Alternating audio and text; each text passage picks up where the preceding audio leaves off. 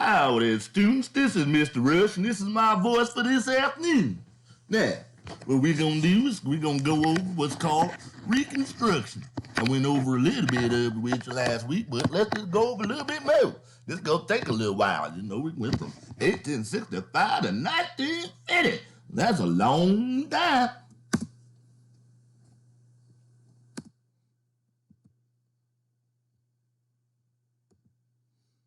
Now, in the Reconstruction, you guys know this already, these were called the Reconstruction Acts, but they had to be enacted.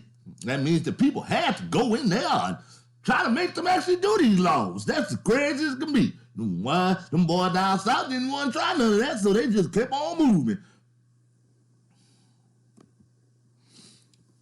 Now, when we was in the South, blacks and the slaves, they had the biggest hurdle was trying to do was vote. They wanted to vote, but they couldn't vote. The people wouldn't let them vote. They didn't like voting. They didn't want them to vote. So they tried to vote for the first time, but hey, they didn't want them to do that.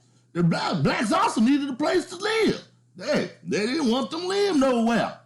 The blacks needed employment. They didn't want them to work nowhere either. So what would we do?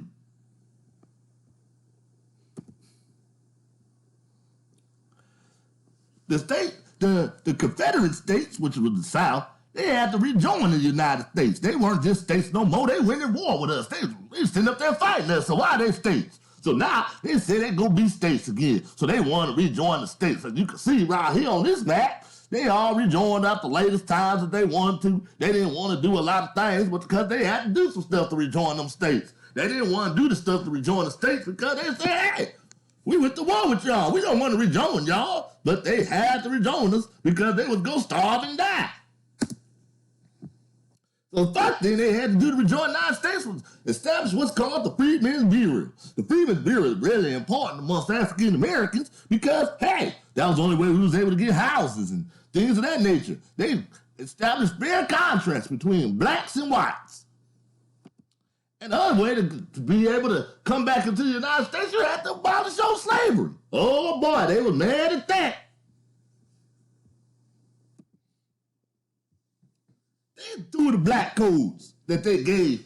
Once slavery was ended, they gave things called black codes. And black codes was just the worst thing that could ever happen to us. They was horrible. They just did all types of things to black people. Look, let me just read a couple of them for you. Look, it says, be it further enacted that all freedmen, free Negroes, and mulattoes. Mulattoes are blacks mixed with French whites. Ain't that a bit? And in this state, over the age of 18 years, found on the second Monday, 1866. Look, this is what we couldn't do. You couldn't, if you didn't have lawful employment, you went to jail. If you were found playing with your friends, you went to jail. Either in the day or the night. All white persons so assembling with the freedmen, free Negroes, and mulattoes, or usually associated with freedmen or free niggas, or mulattoes in terms of equality, or living in adultery or fornication with a free woman. You couldn't even sleep with a white man or white woman. You went to jail.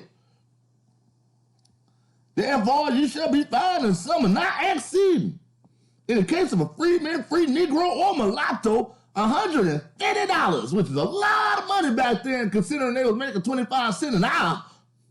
And a white man is $200. Say, hey, white man, we're warning you, don't mess with the Negroes. And in prison, and at the discretion of the court, the free Negro, he couldn't go no longer than 10 days. They were just throwing him in and out of jail, in and out of jail. Here go another one. Free Negro or mulatto shall fail 5 days after the imposition of any fine or forfeiture upon him or her violation of any provision. That it shall be hereby made that the duty of the sheriff or the proper county to hire out said freeman, free Negro, or mulatto to any person. So basically, we put you back in slavery for a short period of time to pay your costs.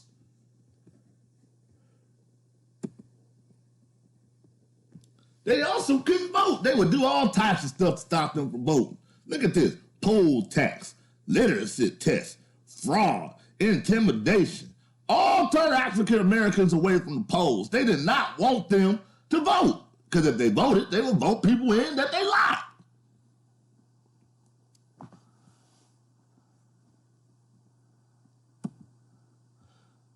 This is the question for today. Like I said, we're going to have to do this a lot longer. Y'all don't even understand all the stuff that happened during Reconstruction. Reconstruction just tore the fabric of the black family totally apart. More than slavery almost in certain ways. So we're going to have to get into that a lot more. So the question for you today is, we had a group of African-American soldiers called the Buffalo Soldiers. And they was doing all types of stuff for blacks. And they were commissioned by the United States Army.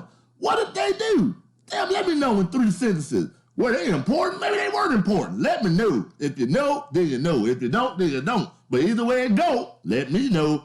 All right? Hey, Grant, see you later. Bye.